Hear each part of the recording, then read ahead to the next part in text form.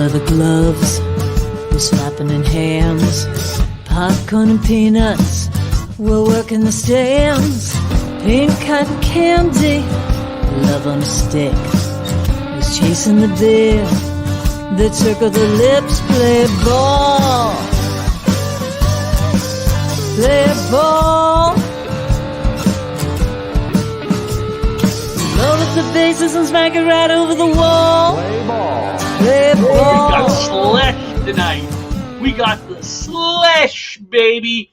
Good evening, ladies and gentlemen. Welcome to Laughter Saves Lives Live here on Strong Island Television, Paradise Studios in beautiful Massapequa, New York. Watch this right up front, Santo. You're going to be proud of me.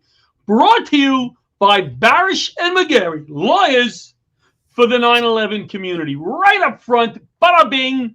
Butch won't say anything to me now because I did it. And you know what I'm going to do right up front before we get started? Happy 14th anniversary to one of our biggest fans, Jennifer Ball Cuevas. Happy 14th anniversary. She's probably not watching tonight when I said it, but that's okay. She's always a fan. Hello, my friend. Hello. Merry Christmas. I got a holly jolly Christmas. It's the best time of the year. Do it. Say hello to friends you know. Everybody there. Woo, woo. Busy week. When this is watched in the future, yes, people are going to think this was used to as punishment if people committed a crime. They had to watch this.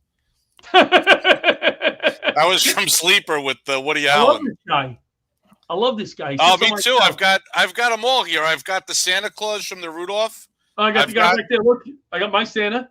I've got Rudolph. Oh, you got the real ones. Nice. I got the ones from the clay guys. I've got Yukon Cornelius. Love it. All right. I've got the narrator guy, this snowman guy. You want to see who I got? Who do you got? Let me see what you got. Happy Buck Christmas! Let's go, Mets! All right. What else do I have? It's going to be a good year. It's going to be, and I have your ball here. I've got a ball for you here. Ball. Nice. Game used. COVID protocols tonight. I don't have my mask. Shit. We are. Sugar. I got to get it shipped. We are broadcasting from home for a number of reasons. One of them is the main reason. COVID. Well, the main reason is I didn't want to expose myself to you. It had nothing to do with COVID. One day I exposed myself to you, and you said I'm not going this. No, that's not true. I was on 4 planes and at a conference where nobody was wearing masks, and I said I am not subjecting any of my brothers to me until I test negative. Paula is staying upstairs. I am staying downstairs. My kids are in Queens. We are all separated for different COVID reasons. There's a few reasons. No, that's smart because I just updated my dashboard, my COVID data that I download because I'm in data. Yes. We in New York City, Nassau, Suffolk, we have never had more cases on a single day. You are throughout the entire pandemic than we had 2 days ago. A breath of fresh air. You are. Here he comes. Right here. I got all the data. Here comes.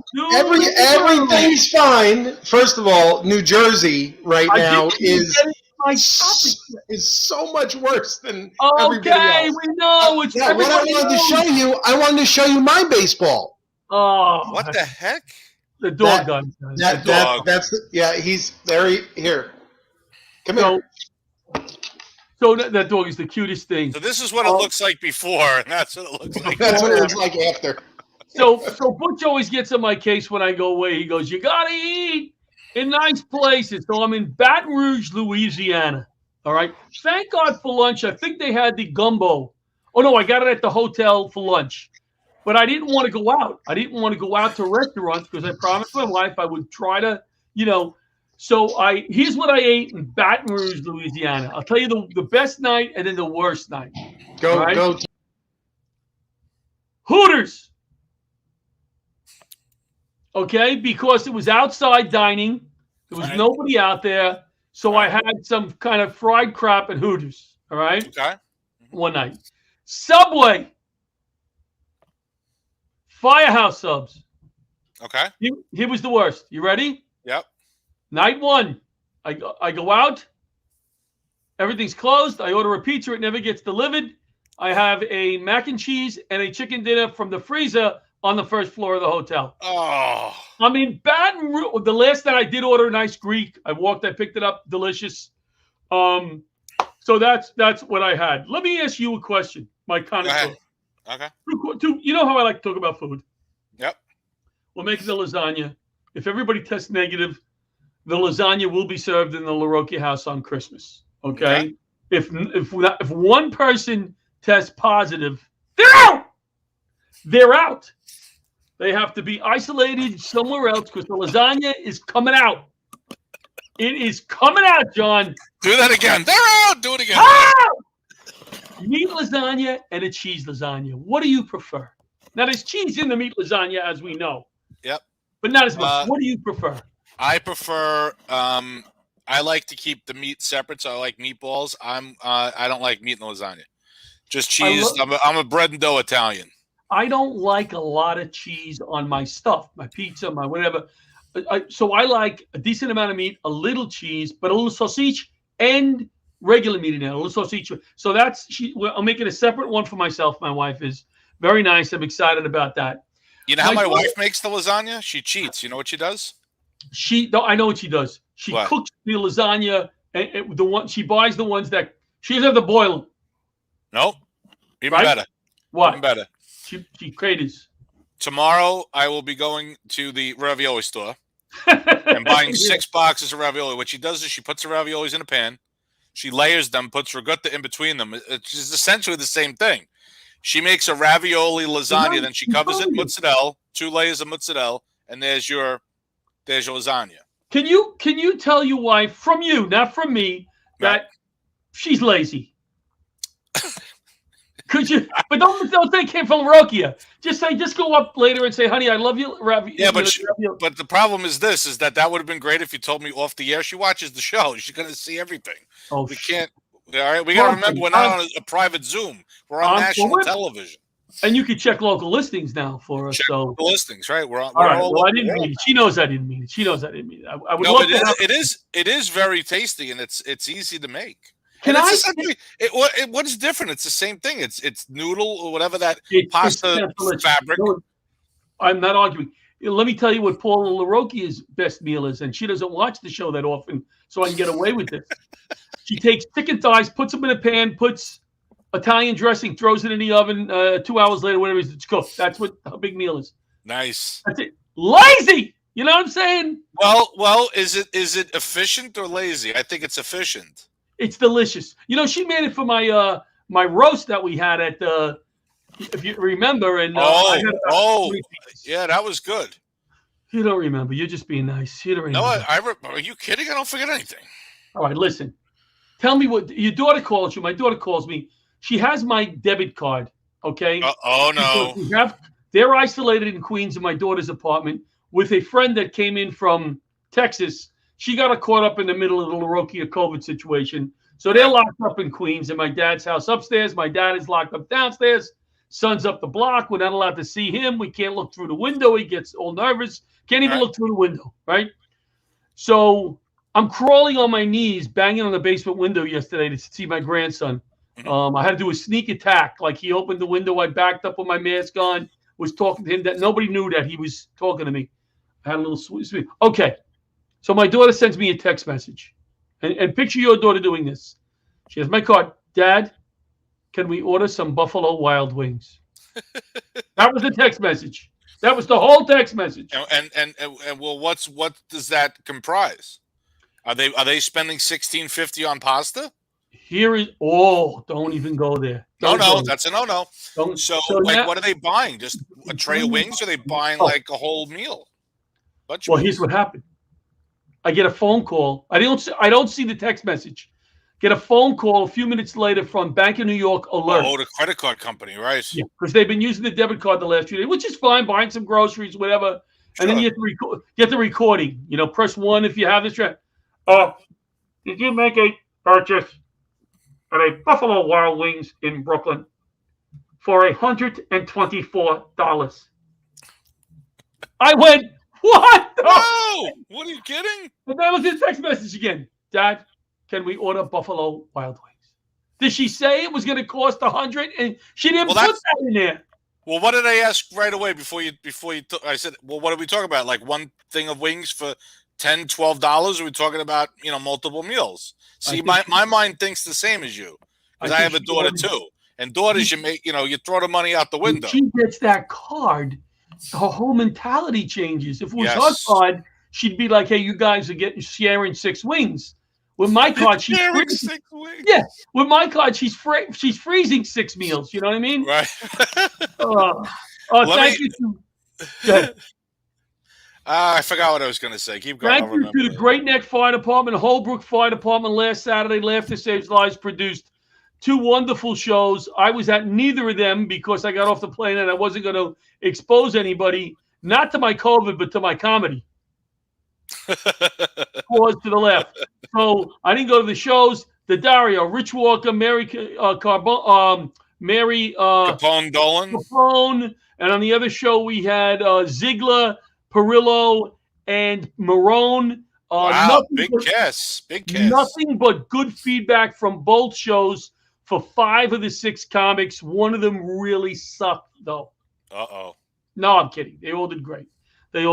So thank you. That's a great lineup. So you put together a nice show.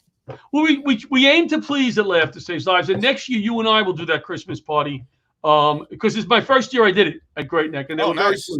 very pleased. What else? What time we got? Okay, I took a car. Now I'm very COVID conscious. Oh boy. No, it's just before we go into commercial, and you're talking about your past show. We should talk about our future show. May 5th coming up. May 5th. Big show. May 5th. We have a whole bunch of shows before this, but May 5th at the FDNY Fire Museum. Mary Kennedy is flying in for this show. We have Scott Stanford, who is big with what is the wrestling? The WWE what? WWE, Wide World Wrestling Entertainment. He is a big stalker there. And the Suki and Scott show, he's coming down. We have Bill Paz. Is it Bill Paz? Bill Paz, I believe. Yep, he is. I'm just waiting for a final confirmation from him, but he will be flying in. He'll do a couple songs for us. It'll be very nice. We're gonna have some. What is the drink that we drink on May 5th? What is it?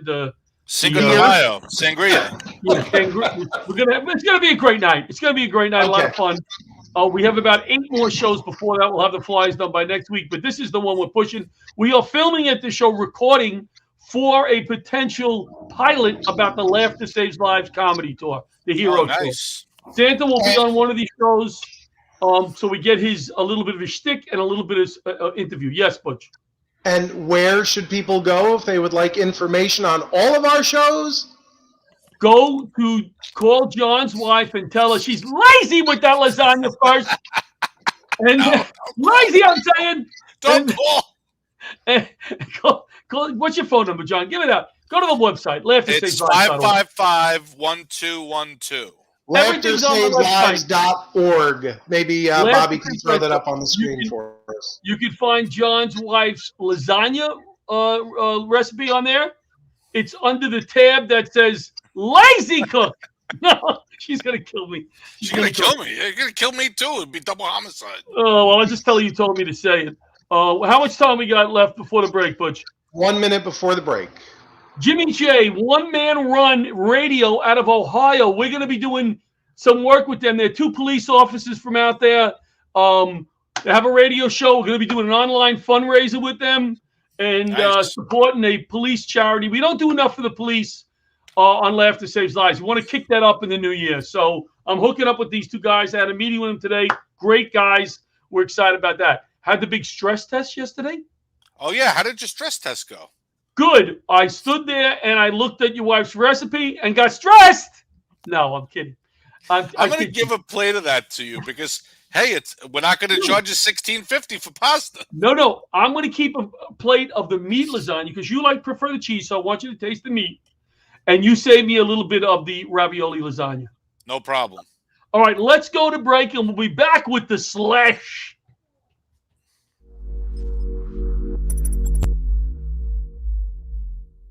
9/11 didn't end on 9/11.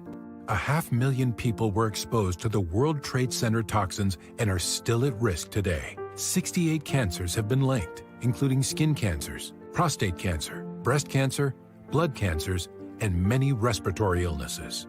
Fortunately, all victims qualify for free health care, and more than $10 billion is available from the 9/11 Victim Compensation Fund. I was a paralegal just 2 blocks from Ground Zero. I had skin cancer and lymphoma. I worked at Goldman Sachs. I had kidney cancer and respiratory illnesses. I was a downtown teacher. I had breast cancer. I qualify. I qualify. I qualify. If you were downtown anytime on or after 9/11, call Barish and McGarry, the lawyers for the 9/11 community. Call today. No law firm has recovered more money with over $2 billion awarded to 9/11 victims. If you worked, lived, or went to school in the exposure zone on or after 9/11, call Barish and McGarry today. My father worked downtown. He died of bladder cancer. I ran from Gateway Plaza in a cloud of smoke as the towers fell. My mother and I qualify. I qualify. Barish and McGarry's advocacy for 9/11 victims isn't just professional, it's personal. With offices just steps from Ground Zero, they witnessed the pain of the 9/11 attacks and lobbied Congress to pass and permanently extend the Victim Compensation Fund. I was a downtown court officer. I had prostate cancer in 2007. I qualify. We all qualify.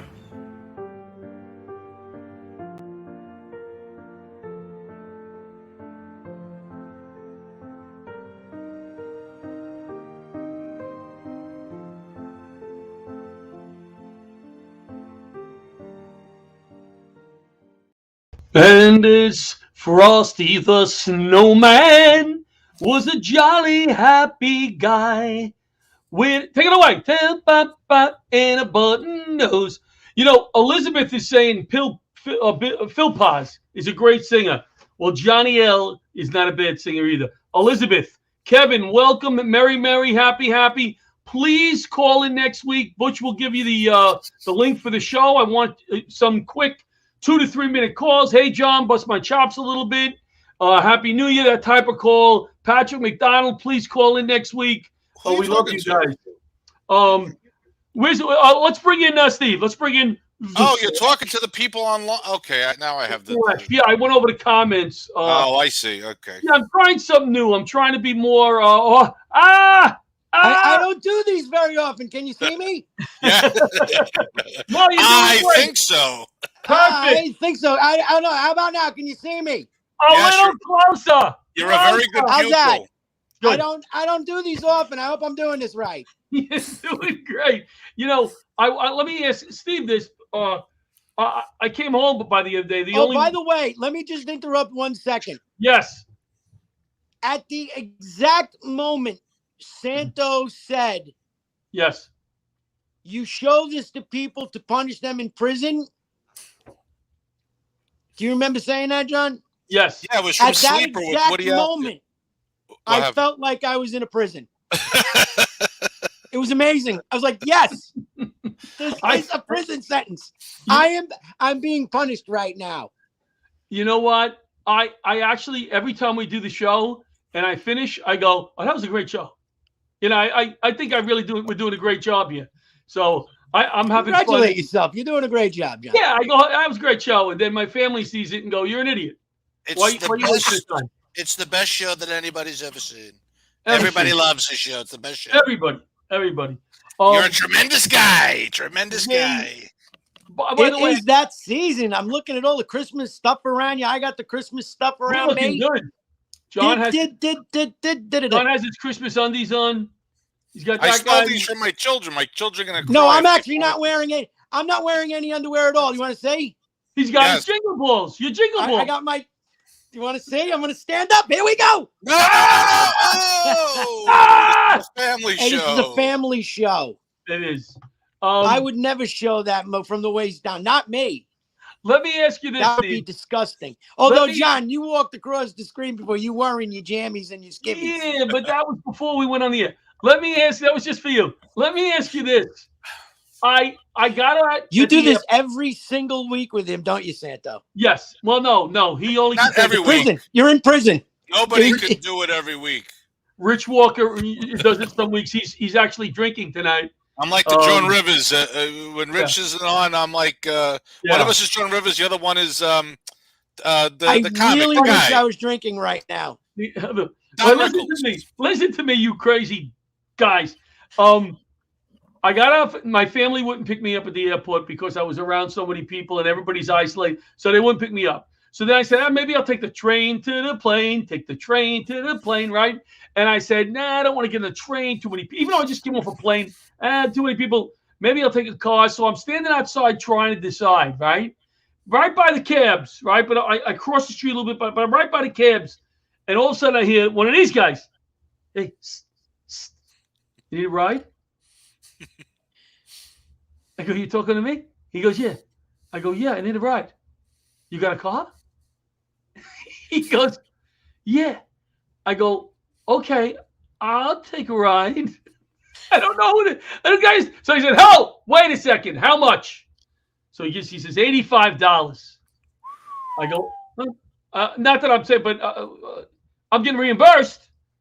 So I said, okay, are you an Uber or are you? I didn't know who he was. I don't know if there was a U-Haul truck sitting there. So I got to ride home. But I was now again worried about the COVID in the car. So I opened the window way up. I started wiping things down. I'm wiping the back of this guy's head. Right now, I'm sticking my head out the window all the way home. 24 minutes. Right down the basement. Here's what I've been since. You want to hear something? Well, I would like to say that you took all precautions except for the one where you're not supposed to get in the car with a stranger. I know. I got driven one time. I had a car service, right? And when I get picked up at a LaGuardia, sometimes they have a stretch limo or a party thing because they're coming out of the city, right? Make this funny. It's just me by myself. All right. I'm not really that kind of guy, the stretch limo guy. I rode in the front with the driver on the front seat. I used to know the driver. The driver, I used to request him all the time. He passed away, but I love this guy because he was like a regular guy, and I wouldn't. He would say where to meet, and I'd go there. Like I wouldn't tell him I want to be picked up here. I would say, how do I get out of the airport quicker? He'd pick me up at departures. That's where I would go. I'd carry my bag upstairs. I did whatever he told me. Not what I told him, what he told me. The Slash is one of our heroes, representing all heroes from across the country tonight. We also have on the FDNY Chaplain, first female chaplain after Slash. So I don't know how you're going to compare to the chaplain Slash. I figured you'd be the opener. I don't know. Want to hear my cab story?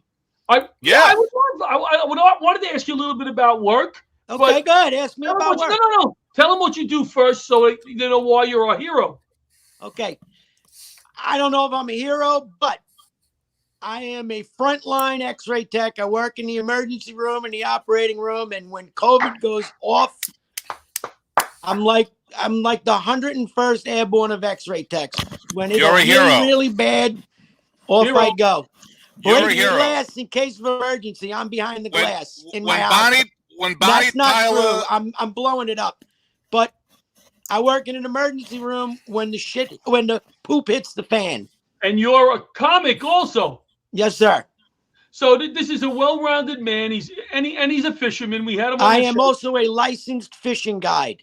And I never knew there was such a thing as a licensed fishing guide. I'm a licensed now walking guy. Like I can walk people. I got my own license. You should have a license to do just about anything in public. You are such a hero, Sles, that when Bonnie Tyler wrote "Holding Out for a Hero," the 1980 hit, you were who she was thinking of. Was she? A baby Sasquatch looking little fella. Now tell us your taxi Not story. much of a hero. Can you guys see me? Can you guys see me? Closer. Yes, we can. Closer. Tell us your taxi story. Oh, the cab story. Yes. Oh. Cab is a taxi. Cab is a taxi. I get off a plane in San Jose, Costa Rica. Ooh. I'm running late. I was supposed to meet my friends. We were all different planes. I get into Costa Rica. My plane was late. My luggage is gone. I got no luggage. I have a little backpack. I got my wallet, my passport, and money. I got no clothes except what's on me. I was supposed to get a shuttle plane to a little town on the coast. I missed that plane. Now I'm standing in the middle of San Jose on this airport, and it's like at 5 o'clock, everything closes. It's like a ghost town. And it's literally like that movie with Alan Arkin, where they're in the Banana Republic. Yep. With Peter Falk. That's exactly where I am. I'm like, I am in deep, deep stuff. I take a walk. I see a bunch of guys sitting by cabs. Okay. I say to the guy, the first guy I see, you speak English? Yes, I speak English. I said, can you take me? And I point to a big Hilton I said, can you take me to that Hilton? I said, I got to try and get a room tonight. I missed this plane to a town called Tamarindo. Tamarindo.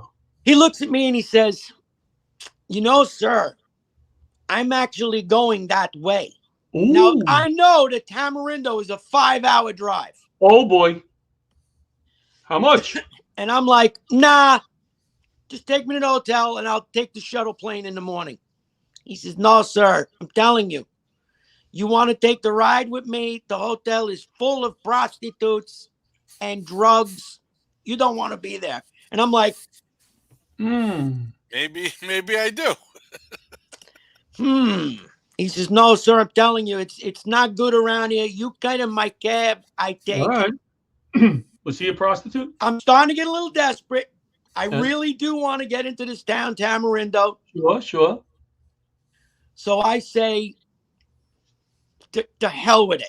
Do it. How much? He gives me the price. I say, okay, let's go.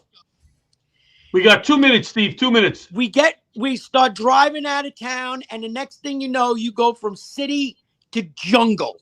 And I mean jungle. You are in the jungle, like Nam jungle. We're going down the road, and this guy starts singing and chanting. Oh, I am starting to poop my pants, and all I have is a pen. And I'm going to take this pen at one false move, and I'm going to jump him and get him in the neck. This is all I got. I'm in a panic. We're going down the road. All of a sudden, the guy stops and crosses himself. Oh, no. I went, you motherfucking pig, what do you think this is? I know what you think you're going to get me. He says, sir, I'm sorry. That's my church up on the hill. And I look, it's a giant, huge, lit cross. That's and he hysterical. says to me, that's where I go to school. I'm in the seminary. I'm studying to be a priest. I thought I was about to be murdered. He was a priest. He was the nicest guy in the world.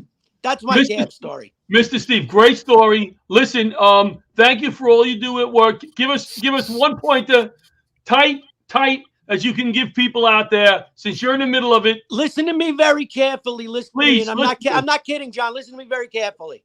I'm listening. Everybody that is in the ICU and dying is unvaccinated. Say no more. Period. No more. Period. All right. Thank you, Steve. Great seeing you, buddy. Great spot. We'll have Had you a back. lot of fun, guys. I love you guys. Thank you. We'd love to have you back in 2024. Be well. You got it, man. Slash. Let's hear it for the Slash. We'll be right back after this break.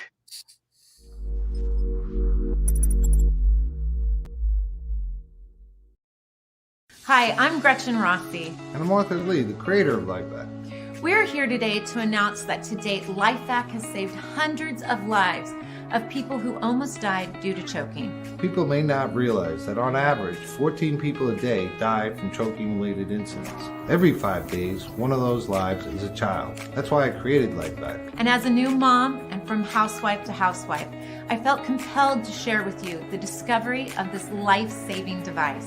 LifeVac is a simple-to-use airway clearance device. Just place, push, and pull to save a life. And it costs less than it would take to fill up your car with a tank of gas. Imagine being able to save a life for less than $70. To learn more, please visit lifevac.net. That's LIFEVAC.net. vac.net. Please don't allow one of your loved ones to become the victim of choking accidents. And we're back. Our friends at LifeVac. 5 saves in 6 days, Johnny. We Children, both have too. one in the house. Yep. Very, very important to have a LifeVac if you don't. I've got one right downstairs. I'm going to buy more of them for the cars. I'm going to put one because we heard that story of the person that had one in the car and they took the other car and saved somebody in a restaurant because it was in the car. So I'm getting one for each car. Mickey Delaney, I want you to Zoom in next week too. Give us a 2-minute Happy New Year for a Zoom call. Not Zoom, we use StreamYard, but next week. All you people, make sure you send me an email or a message, and we're going to get everybody on next week. We'll have some fun. John's going to hopefully be chiming in a little bit. We'll have Rich. We'll have Pat. All of them. Just have him email me, Butch Seltzer at laughtersaveslives.org. Butch Seltzer, laughtersaveslives.org. Can you put it in the comments?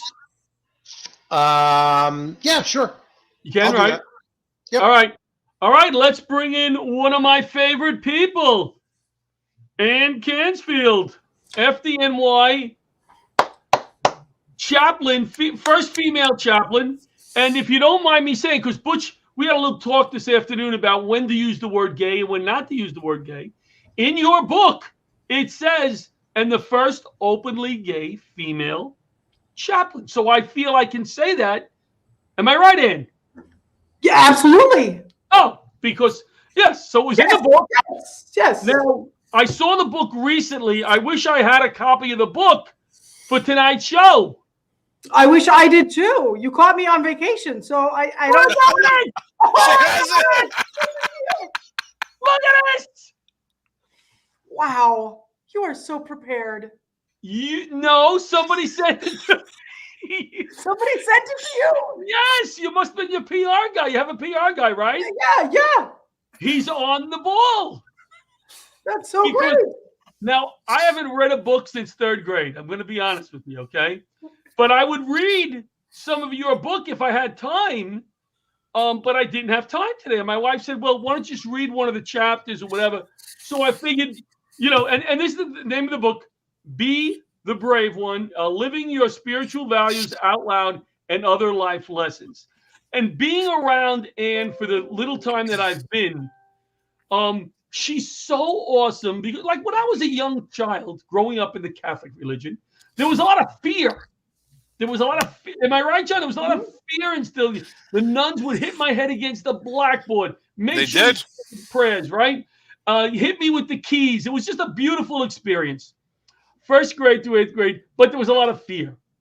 And then as I grew older, I met certain people in my life who made me feel closer to God.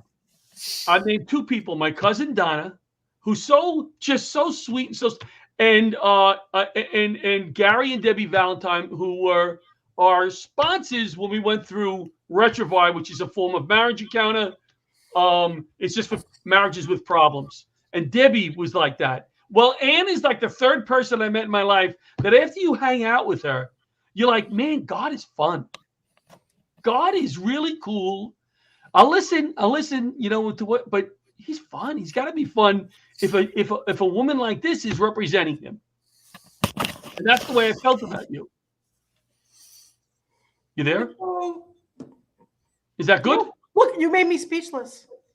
That is impossible. You did. Way to go. And I saw you with one drink in you, and you didn't shut up for 5 hours. Right? So I'm looking at your beautiful book here. And I looked at some of the chapters. So I'm just gonna mention 1 or 2 of the chapters. And obviously you don't want to give us the whole chapter, but tell me a little bit about what you were thinking when you wrote this chapter. Is that fair enough? It's totally fair. Okay. That's a funny one. When you're in a hole, stop digging. And as soon as I saw that title, I'm like, oh my God, this is so me.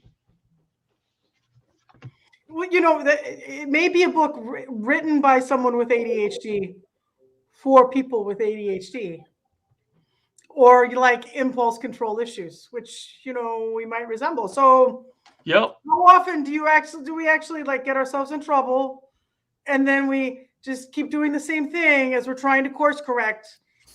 without stopped it. You know, that it was a line that my dad would always say to me. Actually, it got to the point where he would just say, "And stop digging," or "Stop digging," and drop the shovel. You know, I don't know if this relates to that topic. Maybe it does. I have an issue with saying please or I'm sorry when I don't need to. And what I mean by that is if somebody else did something wrong, okay, in my eyes, I'm not going to call them out of it, so to speak. But at times, if I say to them, oh, please, or, I'm sorry, when I don't need to, it loses the effect of when you use please and I'm sorry. Does that make any sense? Because it's like I'm digging a hole for myself when I don't have to. When you say please, why please? I say please like 5 times in the sentence. And so do I. But there are times where the person, how can I say this? I don't want to say doesn't deserve the please, but you need to let them know that, hey, what you did wasn't cool. Really wasn't a nice thing to do. And if I'm turning around and going, hey, please, I'm not saying call them on that or be nasty. Oh, okay. All right. Does that make any sense, Ann? You mean like, please stop stepping on my foot? Instead of just, yo, don't step on my foot? Yeah, please. Instead of me saying, please don't step on my foot. I mean, if they were stepping on my foot, I probably would say please, unless they were doing it on purpose. Now, there's a different story, right? If they're doing it on purpose, you could turn around and go, and this is a generalization, obviously, but turn around and go, hey, stop stepping on my foot. Is there a difference there? Well, I was going to say when it comes to I'm sorry. Right. I had a big kind of life-changing discovery that I was taught where like I say I mess something up because as you might imagine, sometimes my big mouth goes running and sometimes I inadvertently say something and it really hurts somebody's feelings. Or it's just was stupid and wrong and I wish I could take it back. Right. But often when we make a mistake, we get so afraid of what's going to happen that we just want to be like, I'm really, really, really sorry. And then we want to run away. Yeah. And the life-changing thing that has really helped me is to say instead, actually like look them in the eye and be like, I really messed up. And what was the impact of what I did on you? And that was some of the best advice I've ever had. That's awesome. And it changes everything. And the thing about, really being brave. Now, let's face it, the bravest, not the brightest we are. One of my favorite sayings in the whole fire service. I would have to agree. We are really brave. We run into fires or we walk confidently into fires, let's say. But then sometimes we're not exactly so brave when we say, that stupid thing, prank you pulled, it wasn't actually like that one wasn't cool. Right. Sometimes been there. Yep. And we don't ever like often the culture is to just either suck it up, but we don't really look at each other in the eye and say like that wasn't cool and then be done with it or say like what was the impact of it. But we're not always so brave about actually saying what's really so for us. When it comes to like, I really feel as though just saying that hurt my feelings could actually do a lot of healing among folks. Just being like, if you're saying it to the right people who respect you, I always wanted to go out and speak about bullying in the firehouse, and saying, listen, guys. It may be funny to you, but you don't know what kind of day this person is having. You don't know what's going on at home, right? And you're busting their balls all day long about nonsense. That could put them over the edge. What? I can't say balls? Santo took your email about no curse words really seriously. I didn't curse. It's busting ball. Busting is not a curse term. It's its own phrase. It goes. It's its own. I thought it was close, so that's okay. All right. It could be close, but in the fire service, I believe it's reserved for it's its own entity term. Yes. I'm going to give you another chapter here. All right, another chapter. Work with what you've got. Oh yes. God blesses you with certain gifts and skills and certain not gifts and skills, right? So work with what you got. You know, John, you might not have read a book since 3rd grade, and that's okay, because you, by the grace of God, found a profession where you don't have to read too many books all the time, right? Well, I studied for the test. I read those books. I read the newspaper when I used to read the newspaper. You're a very smart dude. You're a very, very, very smart dude. Where do you get all your hazmat knowledge from if you don't read books? Well, no, I read that stuff. What I'm saying is, thank God. I'm like, a book like that, I wouldn't read. Okay, for years, ministers were supposed to be scholarly. My dad was a theological librarian. If you look in his home, he's got like thousands and thousands of books. I find reading to be really difficult. I don't read books for pleasure. I love reading magazines. No. Yeah, me. Give me a magazine. But it doesn't mean that I'm not smart, and it doesn't mean that I haven't found the right. But it took a while for me to work with what I had, which is I'm a people person. I'm great in the moment. Like, there are all sorts of wonderful gifts and skills that we're given that we think could be really like we can have a loud judgmental voice in our head about it. Like, I never admitted until I was like 40. They're like, I don't like to read. Just don't. I mean, it probably crushes my parents' souls, right? And in fact, I had a really hard time writing this book. You'll note there's a ghostwriter there, okay? So it means that, but it doesn't mean that I used a ghost reader. Exactly.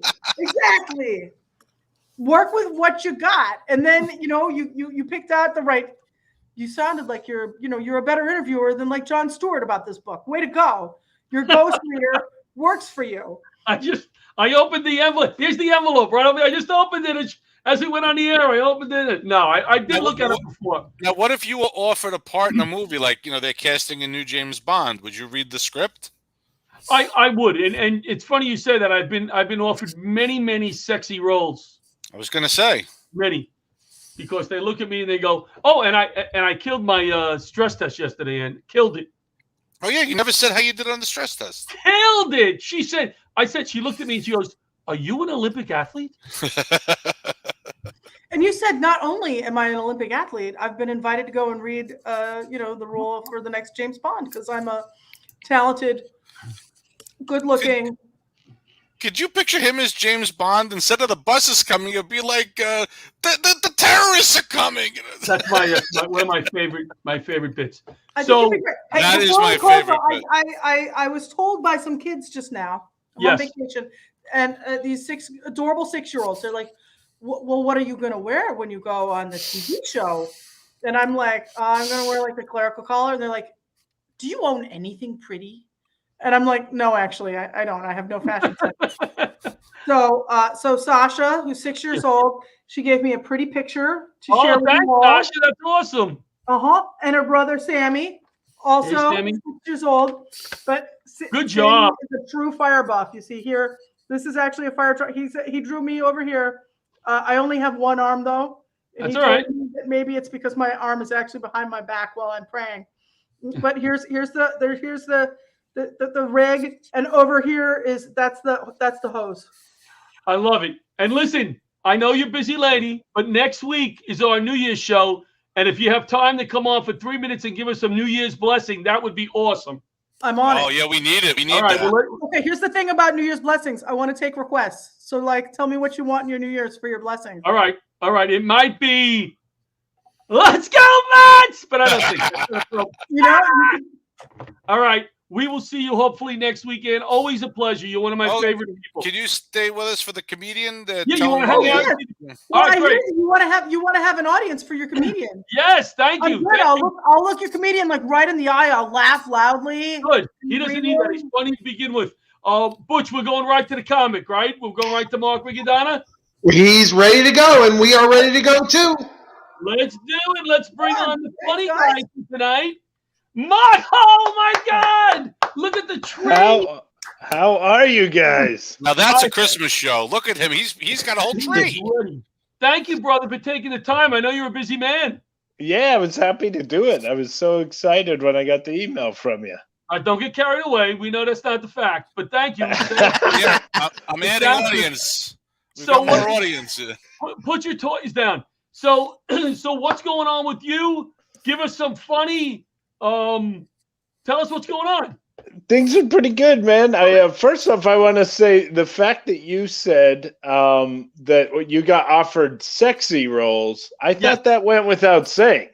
Oh, if it was to you, I mean, it was 30 years ago, but still. I love you, man. You're like Long Island's own Joe Montana. Long Island. Long Island. That's what I do. When I do my class, Mark, when I'm teaching a class around the country, somebody always go, "Hey, you're from New York," and I look them straight in the eyes and I go, "No, Dallas, Texas." And there's a pause. There's a pause. We're looking at each other. They go, "Come on!" I go, "Of course." So you're out there doing a lot of shows, I see. Yeah, I've been out. Looks like things may turn around, and we'll be going in reverse soon. But not for too long. I just try to get as much as I can. Try to stay positive. And New Year's Eve, I'll be in Newtown, Pennsylvania, at a theater. Nice. Do you know Joe Fernandez? Yes. Great guy. I'm so excited to see him. I haven't seen him in a while. I think we had him on the show. Oh, awesome. I think we had him on the show 1 week. Yeah. I'm doing 2 New Year's shows. Nice. Yep. You doubling down. One in my basement, one on the first floor. Nice. Long Island Comedy Festival. Long Island Comedy. Oh, cool. So what topic? I want you to do one of your bits. So in the fancy shows, they have it written down like a topic. So tell me the topic. I'll write it down. All right, we're talking Christmas. Let's talk Christmas. All right. Who got a real tree this year? Did you get a real tree? Yes. John, you're a smart man. Fake. I lived in Queens for 15 years. Getting a real Christmas tree just meant handing the guy an extra 20 and saying, "Give me one with a couple less brown needles," But my wife wanted to make it special. She goes, "We got to make it special for the kids because the past 2 years has been rough, Sure. So she goes, "Let's go get a real tree." So I didn't know getting a real tree meant waking up at 5 a.m, bundling up, getting in a car, driving out to the middle of Pennsylvania to a thing called a Christmas tree farm, Sure. which is hysterical, right? It's like it's a farm just dedicated to Christmas decorations. That's all they do. We trudge through the mud. We find the tree we want, right? We go to cut it down. Well, I keep saying we like anybody helped. I cut the tree down. I get it back. I drag it through the woods. I get it on the car. I get home. I start putting the tree up. All of a sudden, everybody in my house becomes a contractor. Yep. I got my 2 little kids. My 5-year-old looks like a union boss. He got a cup of coffee and a cigarette. Like, "Hey, can we wrap this up? Thomas starts in 15 minutes. I finally get the tree straightened up. I have needle marks all over my arms. I'm sore. I'm tired. I'm laying in bed. My wife looks over to me and she goes, "What do you want for Christmas?" And I said, "I want to convert to Judaism." I never heard of Jewish couples waking up to go weld their own menorahs. Very true. No, they just torture each other many other ways. Did you guys? How was all the holidays for you guys? Did you guys Halloween? Did you guys have regular Halloween? We did have regular Halloween. Yes. I had a new kids were allowed to go to door. That's great. That's how it's supposed to be. Yeah. Last year they did a thing called trunk or treat. Right. Did you guys have that? What are we teaching our kids?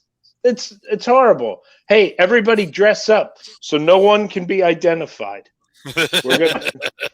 Let's go down to the Walmart parking lot and tell your kids to go to strangers' cars and reach in the trunk in the promise of free candy. No. It's under the spare tire. Keep reaching. No, I grabbed my 5-year-old. I said, "You see that white van over in the corner? I heard he has puppies.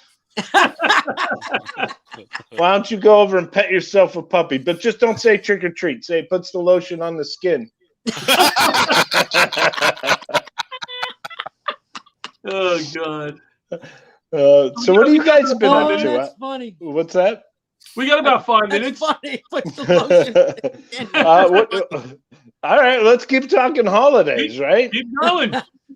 So they had the Halloween parade for the kids. That was exciting, right? They the kids they dress up, and all the parents come to the school, and we line the parking lot, and the kids march around.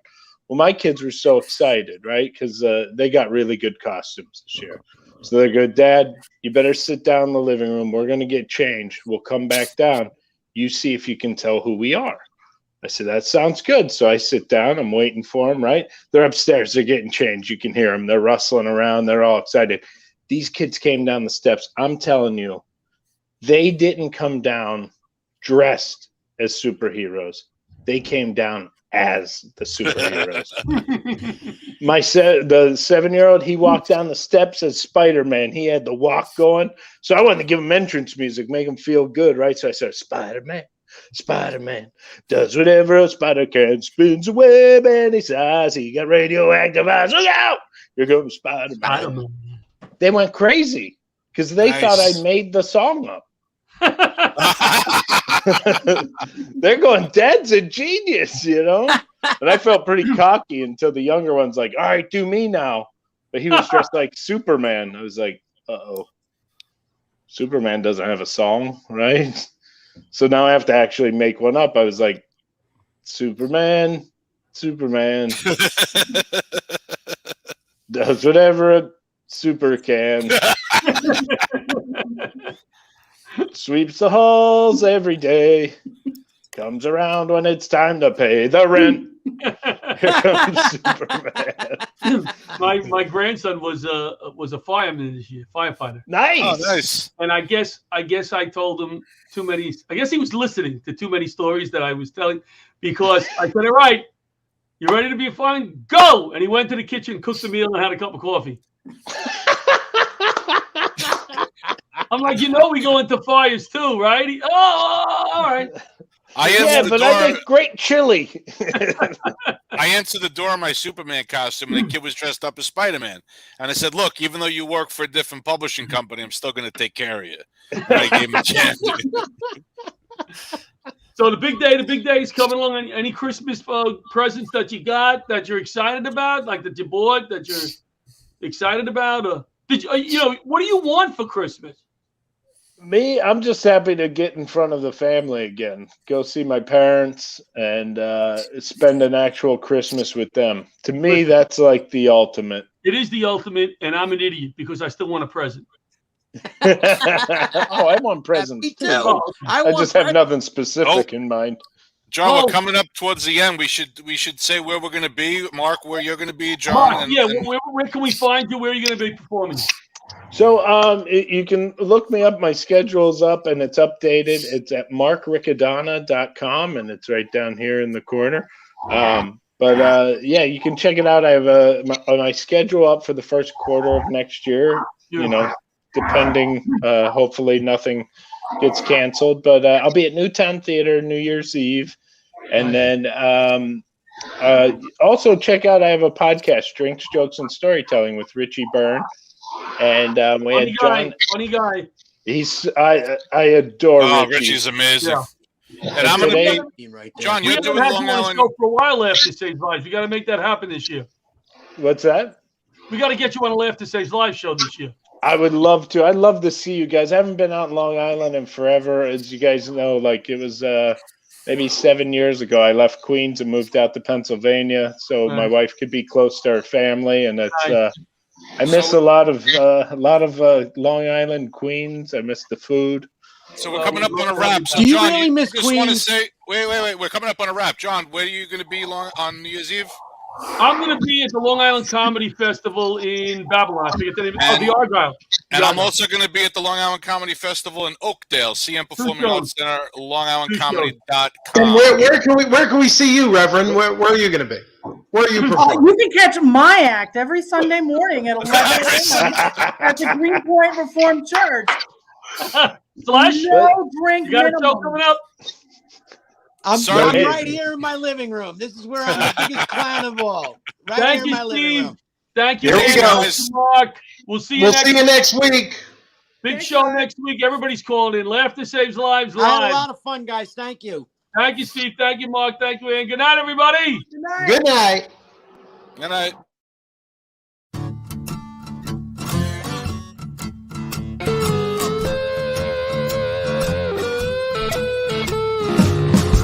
Old leather gloves were slapping in hands. Popcorn and peanuts were working the stands. Pink cotton candy, love on a stick, was chasing the beer that circled the lips. Play ball, play ball. Roll up the bases and smack it right over the wall. Play ball, play ball.